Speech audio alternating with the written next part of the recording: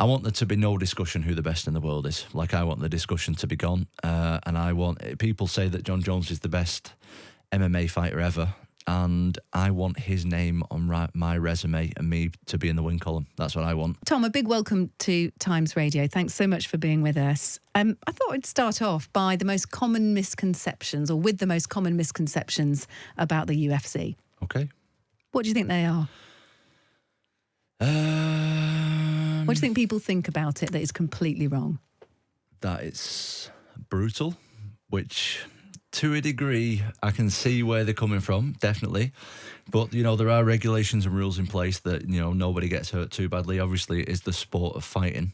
It is mixed martial arts, so there's all different kinds of martial arts obviously coming together. It's mixed, so there's no real rule set of what, there's not too many rules in there of what you can do and can't do, but it's a very safe sport. And if you were to meet a Times Radio listener and explain what you do for a living, what would you say? How would you describe yourself? I would say that I'm a professional athlete, first of all, because I take me being a professional athlete very serious. If you're not an athlete in this sport, like, it's not a load of hard guys, a load of tough guys going in there and seeing who's the toughest. There's all kinds of different facets to the sport. You need to be extremely fit to do the sport, extremely fit, like top condition. And not only that, is you need to know each and every discipline so well inside out. It's multifaceted in terms of skill sets, in terms of fitness, the athletic ability that you need, the mentality that you need. Like, there's so much goes into the sport. It might seem to the outside observer that fights are really short. Mm-hmm. You became the new interim UFC heavyweight champion after 69 seconds. That's correct. Against your competitor, Sergey Pavlovich. Is that right? Does anyone ever sort of challenge the fact that it can be over very quickly?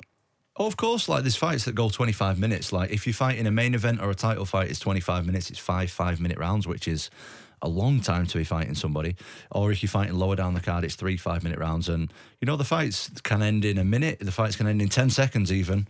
Or the fights can go the full 25 minutes. There's so many different fights, and to me, that's why the sport is so exciting, because there's so many different ways to win. There's absolutely no guarantee who's going to win, when they're going to win, in which manner they're going to win. There's so many different things can happen in the sport, and to me, that's why it's so exciting. And there's no dragging it out for the spectacle, like absolutely other not. sort of versions of fighting. It is, it is about sort of fastest first, weakest opponent loses, basically. How did you get into it? How did you get into mixed martial arts?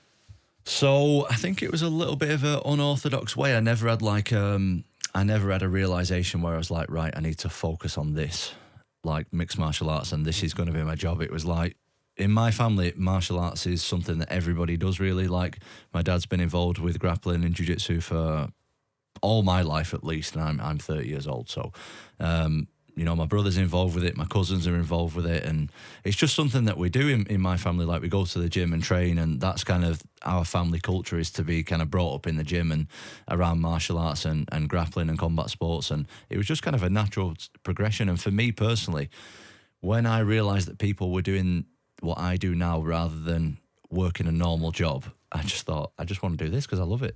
Did you know that you were good at it?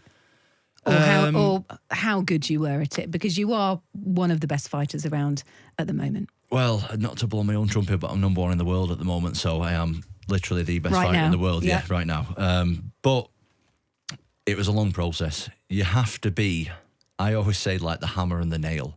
And to be good at martial arts, you have to be a long time being the nail. Like, you don't just become the hammer as soon as you start. Like, it takes a long time to get any, like, it takes a long time before you start winning. And a lot of the time it's painful. A lot of the time it's demoralising. A lot of the time your ego takes a bruise just as much as your body does. And it's not easy. It's not an easy thing to do, but I think that's what makes it so intriguing and addictive.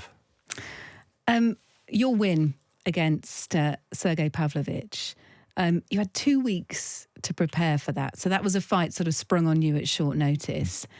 Presumably there's not much you can do, and do correct me if I'm wrong, but there's not a whole lot you can do in terms of physical preparation.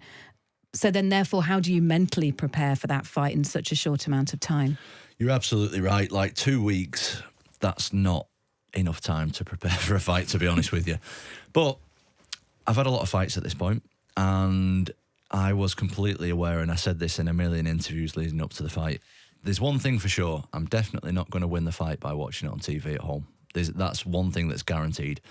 And I know if I'm in there, especially at heavyweight, the gloves are so small, there's so many different ways to win, that I've got a chance of winning. And my opponent, you know, he was 16-1 when I fought him with 15 knockouts. Really, really dangerous guy. He was a guy who was absolutely running through everybody. So he'd had loads of first round victories. Loads of first round, yeah. Really, really dangerous guy. And I was aware that, as I said, I'm not going to win it by watching it on TV. So why not be in there and give it a go? And how did you do it? How did you approach it then, knowing that kind of really the mental battle was the edge you could bring? Well, I just know that I really believe in myself, you know. I really, really believe in myself, whether I've trained for the fight or not. I know that I have a lot of ways to finish, and I know that my outlook on mixed martial arts is I make really good decisions under pressure, and that's something that I believe that I was born with. It's something that I also work on a lot, is staying calm under pressure and being able to work under pressure, and I make the decisions really well. And if anyone could do it, I thought it was going to be me. So, and I was right. I was not trying to, you know, blow my own trumpet or anything, but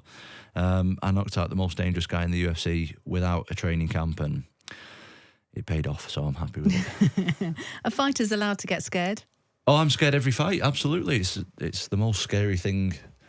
One of the most scary things that that at least I've done is. How do you define that? I watched a lot of videos about fear, and there's who I believe is the greatest fighter ever to grace the octagon in our sport, a guy called GSP, from a Canadian guy, and he talks openly about fear. And now I've got a personal friendship with him, like I've got a personal relationship with him, so we spoke about it a lot. But before that, I watched a lot of his videos on YouTube, and he speaks openly about fear can be used as a tool and as a vehicle to help you win. And it's a bit of a taboo subject, to be honest, amongst fighters. Like people don't like speaking about fear too much. You don't naturally think someone would go into a fight or just come out of a fight saying I was really scared. I was beforehand. very scared. I've never been as scared in my life as I was when I fought in New York, I'll be honest. How do you define that? How does that, if you're going to explain to someone how that feels or what that does to your body? Well, it makes you, it's like, you're almost like a rabbit in the headlights at times. And I always used to say that I used to have two fights. I used to be fighting my opponent, and I used to be fighting myself. Like, I used to try and push the fear away. But when I really started looking into fear and watching videos, the ones that I just referred to and stuff, and watching other videos and really studying it, I realised that fear can be used to help you in a lot of ways, especially in my sport. Like, you're never as sharp as when you're scared. And I was very, very sharp a couple of weeks ago in Madison Square Garden. That's something to take beyond sport as well, isn't it? I think sure. so, yeah. Tell me about Tyson Fury. The boxer helped you out, didn't he, early on in your career? What was it like as an MMA fighter training with a boxer? Well, I originally started sparring with Tyson. It was years ago now, like, I don't know how many years ago, probably 8-9 years ago, just before he fought Klitschko, or maybe a little bit before that, just before he won the title himself. And I just started training with him because I wasn't sparring with any heavyweights at the time. My dad's friends with Peter Fury, who's Tyson's uncle, who was training Tyson at the time, and he invited me down to do some sparring. And yeah, I mean, I'm not a boxer by any means, but he's a big guy. He's amazing at his sport, and you know, he helped me a lot. He's also said that you're the one man that can beat Jon Jones. He is the current, or was the current, heavyweight champion. Tell me where he is at in the rankings, but he's one of the big names. Yeah, so he UFC. He's the undisputed heavyweight champion. I am the interim heavyweight champion. Gotcha. So right now there's two heavyweight champions in the world, which in boxing that's quite common. Like, they have 5 or 6 different champions under different organisations. Yeah. But whereas in MMA and the UFC we have one usually. But right now the undisputed champion is out of the sport. He's injured. He's recovering from surgery. And in the meantime they did an interim title, which is what I've You're got allowed right to now. step into that. So would you like to face him next? Who is next? I'm sure everyone asks you this. Yep. People have got a lot more intel than me, but if I was to ask you, if you had your pick of who you would face next, where would you go? Oh, well, I want to fight Jon Jones. I want there to be no discussion who the best in the world is. Like, I want the discussion to be gone. And people say that Jon Jones is the best MMA fighter ever. And I want his name on my resume and me to be in the win column. That's what I want. And he has a short time in his career left. You know, he's 38. spoke at length about retiring. I've only just turned 30, so I've got a long time left, and I want to have that opportunity before his career's over. Like, I've got a long time to fight all these other guys, but I have a short opportunity to fight Jon Jones, and I want that before he retires. There is competition out there in mixed martial arts competitions for the UFC, the Ultimate Fighting Championship. Saudi Arabia's put this huge $100 million investment into the Professional Fighters League. Is there any concern from those of you that sort of operate within the UFC that MMA and getting involved with a competition like the PFL is just kind of part of the PR machine for Saudi, that they might be in it for profile, not because they're genuinely interested in the sport, they just want a commercial piece of it? I don't know. I can't really say much about that because I don't really know anyone who's in the PFL, and I don't really know anyone who promotes the PFL or anything like that. As far as I'm concerned, and this is across the board, it's not just my opinion, like UFC is where all the best fighters are. If you want to be a real recognised world champion, you go to the UFC, and yeah, that's where the best fighters are. As far as PFL, I know they're up and coming. I know they've got investors, as you said, but I don't really know much about the PFL, to be honest. No. Is there concern that a country like Saudi, and they've done it in football, we've seen that, haven't they, by taking big Premier League names and names from around the world into the Saudi leagues. They've done it in golf as well, with the Saudi Golf Initiative. Is there a concern that a big financially rich nation like that would come into a sport like MMA and perhaps not have the best of intentions? I don't think so. I don't think that UFC is going to get rivaled for a long time. They can throw as much money in it as they want, but UFC's been going for 30 years, over 30 years at this point, and everyone knows that if you want to be a real recognised world champion, you need to go to the UFC. The UFC also hit the headlines earlier this year because of the fight that was proposed between Elon Musk and Mark Zuckerberg. And I wonder how you felt about that. So the latest is that Zuckerberg called it off in August, but last month Musk stated that he was still open to fighting Zuckerberg anytime, anywhere, any place, any rules, he said to the Joe Rogan podcast, typically stirring it up there. Would that be good for the sport or not? I mean, I'm sure people will watch it. I don't know. As far as I'm concerned personally, I'm not interested in watching two low-level guys fight. Like, I want to watch people at the highest level. So I'm not interested. But would it be good for the sport? It will get a lot of eyes on it, which is always good for the sport. So in that regard, yes, I guess. But for me personally, I'm not really interested in two guys who've never had a fight before fighting. I'd just go to a local show if I wanted to watch that. Yeah. Zuckerberg does Brazilian jiu-jitsu, doesn't he? Which obviously you've trained a lot in. I think the sort of general take is that he'd be a bit more lithe and athletic, and Musk would try and use his weight. I don't know where your money would be between the pair. I've not studied the pair. Probably wouldn't even want to go into it. I've seen a few shirtless pictures of Zuckerberg, and he looks pretty ripped. So I don't know. I had no idea about the pair of them, to be honest with you. I'd just be guessing. Where does this go eventually? Could you see if UFC gets kind of bigger and bigger, and it does develop a celebrity profile as well, because that is, one option for the sport. Dana White, who's president of UFC, certainly hasn't kind of shied away from sort of whipping up some of the PR machine around the Zuckerberg Musk fight. Would you like to see yourself, after the fighting's over, kind of taking a bigger role in terms of the commercialization of the sport, or where you can take it?